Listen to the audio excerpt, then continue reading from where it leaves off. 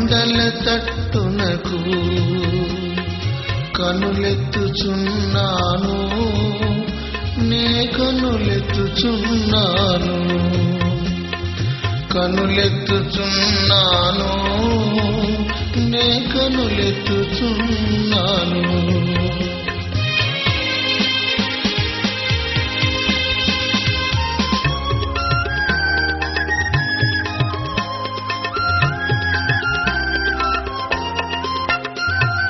పాదం తొట్టిల్లనీయడు, నిన్ను కాపాడువాడు కునుకడు. పగలు మేఘం రాత్రి వెన్నెల ఇచ్చి నిన్నాదరించు, నీకిచ్చి నిన్నాదరించు. నాకు సహాయం వచ్చును కొండల తట్టునకు కనులెత్తుచున్నాను, నే కనులెత్తుచున్నాను.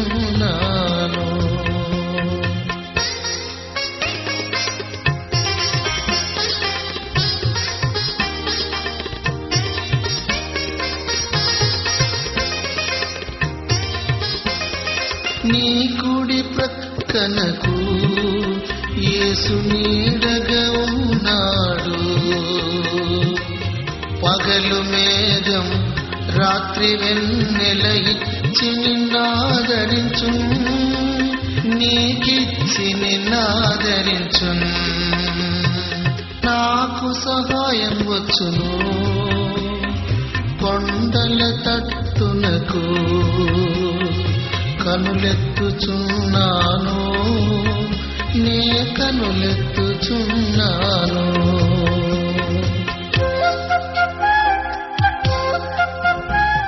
ప్రార్థించుకుందాం. దేవా తండ్రి, నీకు మా హృదయపూర్వకమైన కృతజ్ఞతలు. ఈ కడవరి దినాలలో మీరు మాకు దయచేసిన సువార్త ప్రకటన సాధనములన్నిటిని బట్టి మీకు ఎంతో కృతజ్ఞులం. రేడియో వాయు తరంగాలలో మీ శుభ సందేశం అశేష ప్రజలకు అందుతున్నది. మీ ప్రియకుమారుడైన యేసుక్రీస్తు రక్షకుడని ప్రభువని గ్రహించేటట్లు అందరి మనోనేత్రములు వెలిగించుమని యేసు నామమున వేడుకుంటున్నాము తండ్రి. ఆమేన్. సోదరీ సోదరులారా, ఈ రోజున మనం ఆదికాండం 15వ అధ్యాయం చదువుకోబోతున్నాము. ఈ అధ్యాయంలో దేవుడు అబ్రహాముకు ఒక కొత్త ప్రత్యక్షం అనుగ్రహించాడు. యెహోవాయే కేడెము, డాలు. ఆయనే అబ్రహాముకు గొప్ప బహుకృతి. అబ్రహాము విశ్వాసమును గురించి మరికొన్ని పాఠాలు నేర్చుకుందాము. దేవుడు అబ్రహాముతో నిబంధన చేసుకున్నాడు. 15వ అధ్యాయంలో బైబిల్ అంతటిలోకి అతి ప్రాముఖ్యమైన కీలక సత్యాలు, మర్మాలు ఉన్నాయి. పరిశుద్ధాత్మ దేవుడు మనకు వాటిని బయలుపరుస్తాడని నిరీక్షిస్తున్నాము. ఆదికాండం 15వ అధ్యాయం 1వ వచనం. ఇవి జరిగిన తరువాత యెహోవా వాక్యము అబ్రాముకు దర్శనమందు వచ్చి పలికింది, అబ్రామా, భయపడకు, నేను నీకు కేడెము, నీ బహుమానము అత్యధికమవుతుంది. దేవుడు అబ్రాముతో మాట్లాడడం ఇది 4వసారి. దేవుడు అబ్రహామును, అతని వ్యక్తిత్వాన్ని, సౌశీల్యాన్ని అభివృద్ధిపరుస్తున్నాడు. అతని ఆధ్యాత్మిక వ్యక్తిత్వాన్ని పెంపార చేస్తున్నాడు. అబ్రాము ఇప్పుడే ఒక సాహస కార్యం చేసి వచ్చాడు. యుద్ధంలో విజేతగా తన సోదరుని కుమారుణ్ణి లోతును విడుదల చేసి తెచ్చాడు. అబ్రాహాము విశ్వాసంలో మరో మెట్టు పైకి ఎక్కాడు. సొదొమరాజు ఎంతో ఇవ్వజూపితే అబ్రాహాము నిరాకరించాడు. ఇది కూడా విశ్వాస విజయమే. దేవుడు ప్రత్యక్షమై అన్నాడు, అబ్రామా, భయపడకు, నేను నీకు కేడెమును, డాలు లాంటివాణ్ణి. సోదరీ సోదరులారా, ఇది గొప్ప వాగ్దానం. దేవుడు తనకు కేడెమై ఉండబట్టే యుద్ధంలో విజయం సాధించాడు. లేకపోతే యుద్ధంలో బతికి బయటపడడం అసాధ్యం. అబ్రహాము విజయం అతని విశ్వాసమే. ఇప్పుడు దేవుడు అబ్రహాముకు జ్ఞాపకం చేస్తున్నాడు, నేను నీకు డాలును, కేడెమును, నీకు విజయం ప్రసాదించే కేడెమును. శత్రువులను తరిమి కొట్టగలిగావంటే నీ విజయ రహస్యం ఇదే. నేను నీకు కేడెమును, డాలును. నీవు భయపడవద్దు. నీ బహుమానం అత్యధికమవుతుంది. రాజు ఇచ్చింది వద్దని తిరస్కరించి మంచి పని చేశావు. శోధనను జయించావు. నీ బహుమానం గొప్పది. శోధనలో జయించిన నీకు గొప్ప బహుమానమిస్తాను. దేవునియందు విశ్వాసముంచి దేవుని వైపు చూచి శోధనలను త్రోసిరాజనే వ్యక్తికి దేవుడు గొప్ప బహుమానమిస్తాడు. జయించేవానికి ప్రకటన గ్రంథంలో ప్రభువు ఎన్నెన్నో బహుమానాలు ఇస్తానన్నాడు గదా. సోదరీ సోదరులారా, నా మాట వినండి. అబ్రాహాము ఏదో అసాధారణ వ్యక్తి అని కాదు. అతడు మనలాంటివాడే. కాని అతని విశ్వాసం క్రియాశీలమైనది, ప్రగతిశీలమైంది. అబ్రాము మామూలు మనిషే, కాని అతడు విశ్వాసముంచిన దేవుడు గొప్ప దేవుడు. భక్తి అంటే ఏదో తెచ్చుకోలు వేషం కాదు. దైనందిన జీవితంలో మనకు ఎదురయ్యే శోధనల్లో దేవుని సాయంతో గెలవటం, అది గొప్ప. వేషధారణ దేవునికి బొత్తిగా ఇష్టం ఉండదు. కపట భక్తులు దేవుని దృష్టిలో ఎందుకు కొరగానివారు. ఇప్పుడు వినండి, అబ్రాము ఎలా మాట్లాడుతున్నాడో చూడండి. అబ్రాము అన్నాడు, ప్రభు యెహోవా, నీవు నాకేమి ఇచ్చి ఏమి ప్రయోజనం? నేను సంతానము లేనివాడినైపోతున్నానే. దమస్కు ఎలియాజరే నా ఇంటి ఆస్తికర్త అవుతాడే. నీవు నాకు సంతానము ఇయ్యకపోతే నా పరివారంలోనే ఎవడో ఒకడు నాకు వారసుడవుతాడు, అంతేగా మరి. ఇంతకు అబ్రహాము ఏమంటున్నాడు? నాకు ఐశ్వర్యం వద్దు, నాకేమీ అక్కర్లేదు. నాకు సంతానం లేదు, ఇది నా హృదయంలో ఉన్న భారం. నాకు కొడుకు కావాలి. నన్ను జాతులకు తండ్రిని చేస్తానన్నావు గదా. నా సంతానం ఇసుక రేణువులంతమంది అవుతారు అన్నావు. అయితే ఇప్పుడు నాకు ఒక్క కొడుకు కూడా లేడే. హమూరాబీ న్యాయశాస్త్రమని ఉంది. అది ఆ కాలంలో అమలులో ఉండేది. అందులో ఏమని రాసి ఉంది అంటే, అబ్రాహాముకు సంతానము కలగకపోతే అతని దగ్గర ఉన్న ముఖ్య సేవకుడు ఎలియాజరుకు వారసత్వం సంక్రమిస్తుంది. అతని తదనంతరం అతని పిల్లలకే అది చెందుతుంది. అప్పుడు యెహోవా వాక్యము అబ్రాము వద్దకు వచ్చింది. అన్నది, ఇతడు నీకు వారసుడు కాడు. నీ గర్భవాసాన పుట్టబోయేవాడే నీకు వారసుడవుతాడు. గమనించారా? మనం దేవునితో సూటిగా మాట్లాడితే ఆయన కూడా మనతో తేటగా మాట్లాడతాడు. ఇది నిజం. అబ్రామా, కంగారు పడకు. నీకు కుమారుణ్ణి ఇస్తాను అన్నాను గదా, ఇస్తాను. అప్పుడు దేవుడు అబ్రామును చేయి పట్టుకుని రాత్రివేళ అతణ్ణి బయటికి తెచ్చాడు. అన్నాడు, నీవు ఆకాశము వైపు తేరి చూచి నక్షత్రాలను లెక్కించటం నీ చేతనైతే లెక్కించు. నీ సంతానం అలాగే అవుతుంది. 2 వస్తుపాఠాలు ఇక్కడ ఉన్నాయి. 1 సముద్ర తీరమందలి ఇసుక రేణువులు, 2 ఆకాశ నక్షత్రాలు. అబ్రాము ఆకాశ నక్షత్రాలను లెక్కించలేడు. ఒక్కసారి చూస్తే 4000 నక్షత్రాలు అనిపిస్తాయి గాని అవి 50,000 నక్షత్రాలు. వాటిని లెక్కించడం కుదరదు, కన్ను చెదిరిపోతుంది. అబ్రహాము తన సంతానాన్ని లెక్కించలేడు. ఈ రోజున ఈ మాటకు అర్థం మనకు బాగా తెలుసు. అబ్రాహాము నిబంధన వారసులు నిజంగా ఆకాశ నక్షత్రాల వలె అసంఖ్యాకులు. అబ్రాహామీయ సంతానం 2 విధాలు. భౌతికమైన సంతానం, వారే ఇశ్రాయేలు జాతి. అబ్రాహాముకు ఆధ్యాత్మిక సంతానం ఉంది, అదే దేవుని సంఘం. సంఘం అబ్రహాముకు ఆధ్యాత్మిక సంతానం ఎలా అవుతుంది అంటారా? విశ్వాసం ద్వారా. గలతీ పత్రిక 3వ అధ్యాయం 29వ వచనం. మీరు క్రీస్తు సంబంధులైతే ఆ పక్షమందు అబ్రాహాము యొక్క సంతానమై ఉండి వాగ్దాన ప్రకారము వారసులై ఉన్నారు. ఇదే ఆధ్యాత్మిక సంతానం. ఇది భౌతికం కాదు, సహజం కాదు, ఆధ్యాత్మికం. సోదరీ సోదరా, మనం అబ్రాహాము కుమారులము, కుమార్తెలము. ఈ మాటకు మీరు ఆశ్చర్యపోతున్నారా?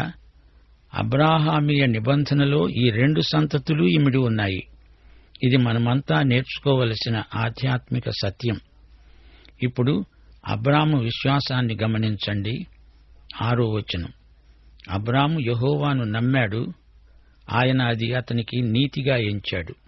అంటే దేవుడు ఒక మాట చెబితే దానికి అబ్రాము ఆమేన్ అన్నాడు. దేవుడన్నాడు, అబ్రహామా, నేను నీకు ఇది చేయబోతున్నాను. వెంటనే అబ్రాము ఆమేన్ అన్నాడు. దేవుడు చెప్పింది అబ్రాము నమ్మాడు, సందేహించలేదు. గనుక అబ్రాము నీతి విశ్వాస నీతి. రోమాపత్రిక 4వ అధ్యాయం 1 నుండి 5వ వచనం వరకు పరిశీలిస్తే మనకు ఇది బాగా బోధపడుతుంది. శరీరము విషయమై మన మూలపురుషుడైన అబ్రాహాముకు ఏమి దొరికింది అందాము? అబ్రాహాము క్రియల మూలముగా నీతిమంతుడని పరిగణించబడిన ఎడల అతనికి అతిశయ కారణం కలుగుతుంది. కాని అది దేవుని ఎదుట కలగదు. లేఖనము ఏమి చెబుతోంది? అబ్రాహాము దేవుణ్ణి నమ్మాడు, అది అతనికి నీతిగా ఎంచబడింది. పనిచేసేవానికి జీతం రుణమే కాని దానమని ఎంచబడదు. పనిచేయక భక్తిహీనుణ్ణి నీతిమంతునిగా పరిగణించేవాని యందు విశ్వాసము ఉంచేవారికి వారి విశ్వాసము నీతిగా ఎంచబడుతోంది. మనం రక్షణ కోసం పనిచేసి దానిని సంపాదించలేము. రక్షణ ఆ విధంగా మనకు ప్రాప్తించదు. దేవుడు కృపచేతనే మనల్ని రక్షిస్తాడు. మరో మార్గం లేదు. నీవు దేవుని యందు విశ్వాసముంచితే అదే రక్షణకు చాలు. అంతకు మించి దేవుడు నీ నుంచి ఏమీ కోరడు. యేసుక్రీస్తు తప్ప మరో రక్షకుడు లేడు. క్రియలతో నిమిత్తం లేకుండా దేవుడు నిన్ను రక్షిస్తాడు. నీ విశ్వాసమును బట్టి నీవు నీతిమంతుడవుగా పరిగణించబడతావు. దేవుడు చెప్పింది అబ్రహాము నమ్మాడు, దేవుణ్ణి నమ్మాడు. దేవుడు రక్షణ కోసమై చేసింది నమ్మితే, క్రీస్తు నీ కోసం, నీ రక్షణ కోసం చనిపోయి తిరిగి లేచాడని నమ్మితే, క్రీస్తును నీవు నమ్మినందుచేత నీవు నీతిమంతుడవే అని దేవుడు పరిగణిస్తాడు, ప్రకటిస్తాడు. గలతీ పత్రిక 3వ అధ్యాయంలో ఇదే సత్యం పునరుద్ఘాటించబడింది. గలతీ పత్రిక 3వ అధ్యాయం 6 నుండి 9వ వచనం వరకు. అబ్రాహాము దేవుణ్ణి నమ్మాడు, అది అతనికి నీతిగా ఎంచబడింది. కాబట్టి విశ్వాస సంబంధులే అబ్రహాము కుమారులని మీరు తెలుసుకోండి. దేవుడు విశ్వాసం మూలముగా అన్యజనులను నీతిమంతులుగా పరిగణిస్తాడని లేఖనము ముందుగా చూచి, నీ యందు అన్యజనులందరూ ఆశీర్వదించబడతారు అని అబ్రాహాముకు సువార్తను ముందుగా ప్రకటించింది. కాబట్టి విశ్వాస సంబంధులే విశ్వాసము గల అబ్రహాముతో కూడా ఆశీర్వదించబడతారు. అబ్రహాము విశ్వసనీయుడని కాదు, అతడు దేవుని యందు విశ్వసించబట్టి రక్షించబడ్డాడు.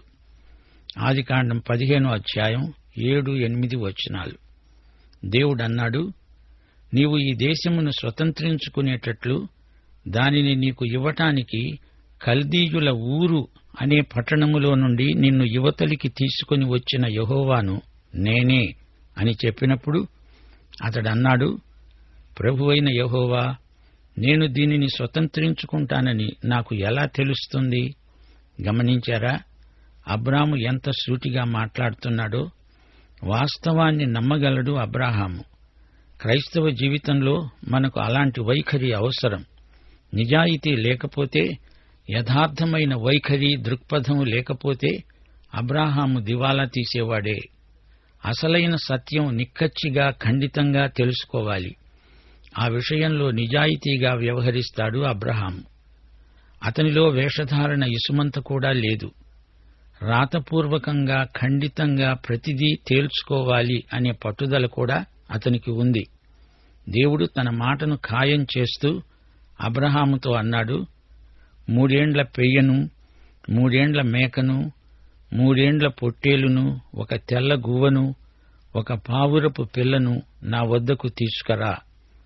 అతడు అవన్నీ తెచ్చి వాటిని నడిమికి ఖండించి దేని ఖండమును దాని ఖండమునకు ఎదురుగా ఉంచాడు. దేవుడు అబ్రహాముతో బలిని సిద్ధం చేయమన్నాడు. పెయ్యను, మేకను, పొట్టేలును ఖండించి ఆ ఖండికలను ఒకదానికి ఎదురుగా ఒకటి అలా ఉంచాడు. గాని తెల్ల గువ్వను, పావురపు పిల్లను అలా ఖండించలేదు. ఒకటి ఇక్కడ, ఒకటి అక్కడ పెట్టాడు. ఆ రోజుల్లో ఏదైనా ఒప్పందం, ఒడంబడిక చేయాలంటే ఇదే విధానం అమలులో ఉండేది. క్రయ విక్రయాలకు కూడా ఇదే పద్ధతి. 2 ఖండికల మధ్య ఇరుపక్షాల వారు నడిచి వెళ్లుతారు. కొన్నవాడు, అమ్మినవాడు ఒకరితో ఒకరు కరచాలనం చేస్తారు. ఈ రోజున రిజిస్ట్రారు కార్యాలయానికి వెళ్లి న్యాయవాది ఎదుట ఇరుపక్షాలు దస్తావేజు మీద సంతకం పెడతారు. అది చట్టరీత్యా జరిగించబడిన వ్యవహారం. యిర్మీయా గ్రంథం 34వ అధ్యాయం 18వ వచనంలో ఇలాగే అప్పుడు అమలులో ఉన్న చట్టబద్ధమైన విధానం పేర్కొనబడింది. దేవుడంటున్నాడు, నా సన్నిధిని తాము చేసిన నిబంధన మాటలు నెరవేర్చక దానిని అతిక్రమించే వారిని తాము 2 భాగములుగా కోసి వాటి మధ్య నడిచిన దూడతో సమానులుగా చేస్తున్నాను. ఆ దూడ యొక్క 2 భాగముల మధ్య నడిచిన వారినందరినీ ఆ దూడతో సమానులుగా చేస్తున్నాను. అనగా ఒక జంతువును బలి ఇవ్వాలి. దాని 2 ఖండికల మధ్య గుండా ఇరుపక్షాల వారు నడిచి వెళ్లాలి. అప్పుడు ఆ క్రయ విక్రయ వ్యవహారానికి చట్టబద్ధత ఉంటుందని భావం. దేవుడు చెప్పినట్లే అబ్రహాము చేశాడు. పక్షులను మాత్రం అతడు ఖండించలేదు. గద్దలు ఆ కళేబరముల మీద వాలినప్పుడు అబ్రాము వాటిని తోలివేశాడు. ఈ సన్నివేశంలో మానవీయత మనకు సహజంగా కనిపిస్తున్నది. అంతా సిద్ధం చేసుకొని అబ్రాము దేవుని కోసం, ఆయన ఆమోదం కోసం కనిపెట్టి చూస్తున్నాడు. అప్పుడు ఆకాశ పక్షులు వచ్చి ఆ బలిఖండికలపై వాలుతున్నాయి. జంతు కళేబరాల మీదికి కాకులు, గద్దలు వచ్చి వాలుతూ ఉంటే అబ్రాము చూచాడు. వాటిని తోలివేయసాగాడు అబ్రాము. అబ్రాము ఈ నిబంధన ఎవరితో చెయ్యాలి? దేవునితో. ఇంకా ఆయన రాలేదే. పక్షులను తోలుకుంటూ ఓపికగా కనిపెట్టుకొని చూస్తున్నాడు అబ్రహాము. తప్పక దేవుడు వస్తాడు అనే నిరీక్షణతో ఉన్నాడు అబ్రాము. పొద్దుగుంకబోయినప్పుడు అబ్రాముకు గాఢ నిద్ర పట్టింది. భయంకరమైన కటిక చీకటి అతణ్ణి కమ్మింది. ఇదేమిటి? ఈ నిబంధనలో ఇరుపక్షాలు, దేవుడు, అబ్రాము. మరి అబ్రాము గాఢ నిద్రలో ఉన్నాడేమిటి? దేవుడు ఆ బలిఖండికల మధ్య గుండా నడిచి వెళ్లాలి. దేవుడు తన వాగ్దానమును ఈ విధంగా నెరవేర్చాలి. ఆమోదముద్ర నిబంధన మీద వెయ్యాలి. అబ్రాము వాటి మధ్య గుండా నడవాలా? అలా కాదు. వాగ్దానం అబ్రాముది కాదు. అబ్రాము చేయవలసిందల్లా నమ్మటమే. సోదరీ సోదరులారా, 2000 సంవత్సరాల క్రిందట దేవుడు చేసింది ఇదే. దేవుడు తన కుమారుణ్ణి పంపాడు. దేవుడు లోకాన్ని ఎంతో ప్రేమించి తన కుమారుణ్ణి ఇచ్చాడు. ఆయన ఇష్టపూర్వకంగా వచ్చి పాపుల కోసమై బలియాగమైపోయాడు. ఈ బహుమానాన్ని అంగీకరించిన వారు నశించరు, నిత్యజీవం వారికి ప్రాప్తిస్తుంది. యోహాను శుభవార్త 3వ అధ్యాయం 16వ వచనం కుమారుడు మనకు ఎలా అనుగ్రహించబడ్డాడో ఎలుగెత్తి చాటుతోంది. తండ్రి కుమారులిద్దరూ అక్కడ ఆ బలిపీఠం వద్ద ఉన్నారు. నీవు లేవు, నేను లేను. కుమారుడు శిలువ మీదికి ఎక్కాడు. నా పాపాల కోసం బలి అయ్యాడు. పాపం చేత నేను ఏమీ చెయ్యలేను. పక్షవాతం వచ్చిన మనిషినైపోయాను. నేనేమీ వాగ్దానం చేయలేను. నీవేమీ చేయలేవు. అంతా ప్రభువే చేశాడు. అబ్రాము ఏమీ వాగ్దానం చేయలేదు. అబ్రాము వాగ్దానకర్త కాడు, కాలేడు. అబ్రాము చేయగలిగింది ఏది? ఈ నిబంధనకు పనికిరాదు, అంతే. అంతా దేవుడే చేస్తాడు. దాన్ని నీవు అంగీకరించాలి. దేవుడు చేసిన దానికి నీవు ఆమేన్ అని చెప్పాలి, అంతే. నీవు నేను చేయవలసిందల్లా ఒక్కటే. దేవుడు చేసిందాన్ని స్వీకరించాలి, అంగీకరించాలి, విశ్వసించాలి. అదే రక్షణ, అదే మోక్షం. ఇది దేవుడు చేసిన వాగ్దానం, దేవుడు నెరవేర్చిన వాగ్దానం. మన పాత్ర ఏమిటి? విశ్వసించడం, అంగీకరించడం, అంతే. ఈ బలిఖండికల మధ్యగా నడిచినవాడు దేవుడు, అబ్రాము కాదు. వాగ్దానకర్త, దానిని నెరవేర్చినవాడు దేవుడే. దేవుడు అబ్రాముతో అన్నాడు, నీ సంతతి వారు తమది కాని పరదేశమందు నివసించి ఆ దేశపు వారికి దాసులవుతారు. వారు 400 ఏండ్లు వీరిని శ్రమ పెడతారు. వీరు ఎవరికి దాసులవుతారో ఆ జనమునకు నేనే తీర్పు తీరుస్తాను. తరువాత వారు మిక్కిలి ఆస్తితో బయలుదేరి వస్తారు. నీవు క్షేమముగా నీ పూర్వీకుల వద్దకు, పితరుల వద్దకు వెళుతావు. మంచి వృద్ధాప్యమందు పాతిపెట్టబడతావు. అమోరీయుల అక్రమం ఇంకా సంపూర్ణం కాలేదు గనుక నీ 4వ తరం వారు ఇక్కడికి మళ్లీ వస్తారని నిశ్చయంగా తెలుసుకో. సోదరీ సోదరులారా, ప్రవచనాలు నెరవేరతాయి, తప్పకుండా నెరవేరతాయి. 3 సార్లు హెబ్రీయులు చెరపోతారు. ఇదిగో ఇది మొదటిసారి, తిరిగి వచ్చారు కూడా. రెండోసారి బబులోనుకు చెరపోయారు, తిరిగి వచ్చారు. క్రీస్తు శకం 70వ సంవత్సరంలో యెరూషలేము నాశనమైంది. 3ఓసారి వారు చెదిరిపోయారు. ఇంకా అందరూ తిరిగి రాలేదు. ఇంకా ఇది నెరవేరి ఉండలేదు, నెరవేరుతుంది. ఈజిప్టు నుండి తిరిగి వస్తారు, వచ్చారు. అది అబ్రాము చూడలేదు. అప్పటికి అతడు చనిపోయాడు. అమోరీయులకు దేవుడు 400 సంవత్సరాల వ్యవధి ఇచ్చాడు. వారిలో నుండి రహాబు అనే వేశ్య రక్షణ పొందింది. అమోరీయులను కూడా దేవుడు ప్రేమించాడు గదా. అప్పుడేం జరిగింది?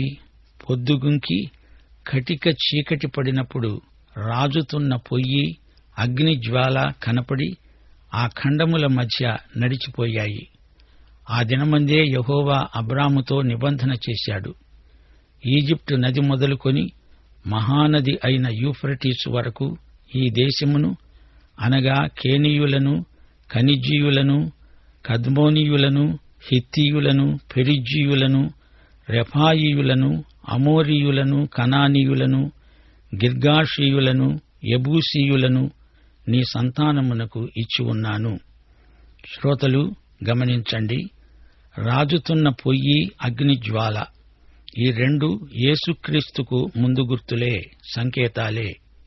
రాజుతున్న పొయ్యి తీర్పును చూపితే, అగ్నిజ్వాల యేసే లోకానికి వెలుగు అని చాటుతుంది. యేసే లోకానికి వెలుగు. ఆయన ఇప్పుడు రక్షకుడు, రాబోయే తీర్పరి కూడా. దేవుడు అబ్రాముకు భూమిని ఇచ్చాడు. అది వాగ్దత్త భూమి. ఈ నిబంధనలో అబ్రహాము చేసిందేమిటి? ఏమీ లేదు. ఇది అబ్రహాము నిబంధన కాదు, దేవుని నిబంధన. అబ్రహాము ఏం చేసినట్లు? ఏమీ చేయలేదు. దేవుణ్ణి నమ్మాడు, అంతే. సోదరుడా, సోదరి, దేవుడు నిబంధన దేవుడు. నిన్ను రక్షిస్తాడు. నీది విశ్వాసము, ఆయనది కృప. దేవుడు చెప్పింది, ఆయన చేసింది నమ్మిచూడు, నీవు రక్షించబడతావు. దైవాశీస్సులు. ప్రార్థన చేసుకుందాం. ప్రేమగల తండ్రి, వాక్స్వరూపి, నీవు మాతో మాట్లాడిన విధానము కొరకై మీకు మా హృదయపూర్వకమైన కృతజ్ఞతలు. మీ వాక్య సత్యాలను మా హృదయాలపై ముద్రించినందుకు మీకు కృతజ్ఞులం. పరిశుద్ధాత్మ ద్వారా మీరు మాకు కనువిప్పు కలిగించినందుకు, నీతిని గురించి, పాపమును గురించి, తీర్పును గురించి ఒప్పుదల కలిగించినందుకు మీకు కృతజ్ఞతాస్తుతులు. మా శ్రోతలందరినీ ఆశీర్వదించమని, వాక్య జ్ఞానమందు ఎదుగుటకు కావలసిన కృప దయచేయమని యేసు నామమున ప్రార్థన చేస్తున్నాము తండ్రి. ఆమేన్.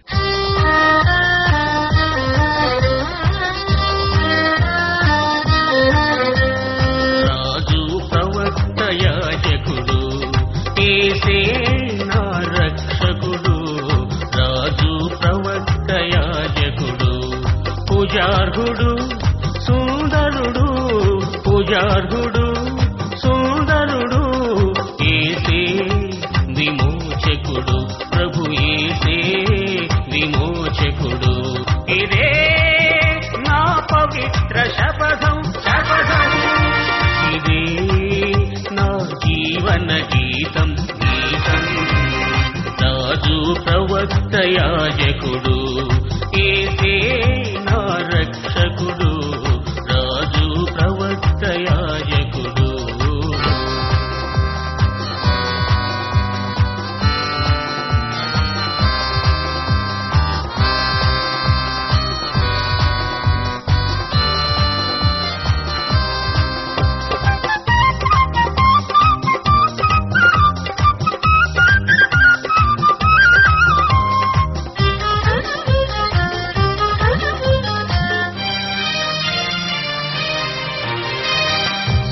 సిలువధారి ప్రేమమయుడు కలుషహరుడు కరుణమూర్తి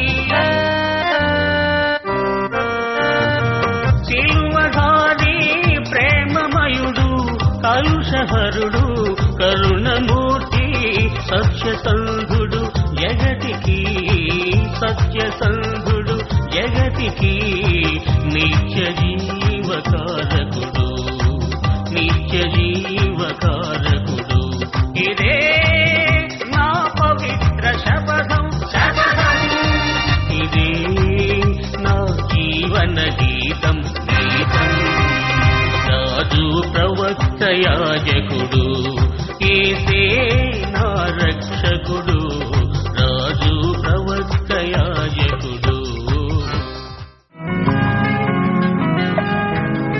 ప్రేమధార కార్యక్రమంలో మీరింతవరకు ఆదికాండ గ్రంథ వర్తమానాలు వింటూ ఉన్నారు. మీరు విన్న విషయాలను గురించి ఇంకా వివరంగా తెలుసుకోవాలని ఆశిస్తే ఈ రోజే మాకు వ్రాయండి.